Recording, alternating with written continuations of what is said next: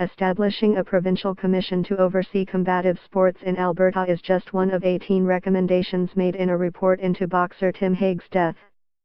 The third-party report was released on Thursday, 6 months after Hague's death.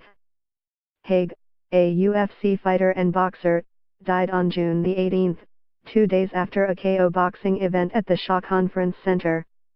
Read more. Tim Hague dies Sunday after Edmonton boxing match.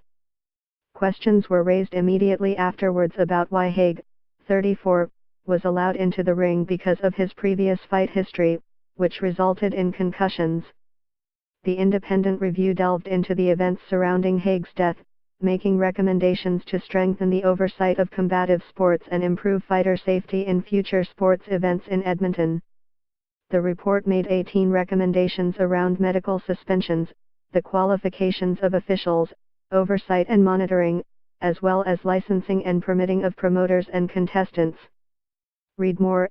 Alberta mayors pushed for provincial MMA commission days before Tim Hague's death. MNP, the advisory firm that conducted the review, said that while the Edmonton Combative Sports Commission's policies are generally aligned with the practices of other similar organizations, it does appear that certain ECSC policies related to medical suspensions were not followed. The ECSC said in a media release it received the report on Thursday and looks forward to reviewing its findings and recommendations. From the outset, the Commission has taken this issue very seriously and is committed to working together with City Council and the City Administration to take appropriate action based on the recommendations, the statement said, adding the Commission will be better suited to comment on the report after its next meeting, on Monday. Read more. Death of Edmonton boxer shines light on lack of provincial body overseeing combative sports. A moratorium on combative sports events in Edmonton was put in place last Friday. It will remain in place until December 31, 2018, or until City Council provides further direction. The move was controversial, with some in the industry speaking out against the moratorium. Read more.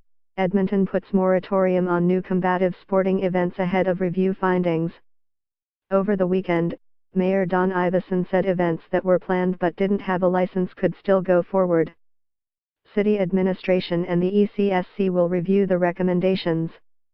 Administration will compile a report that will go back to Council in January. Watch below.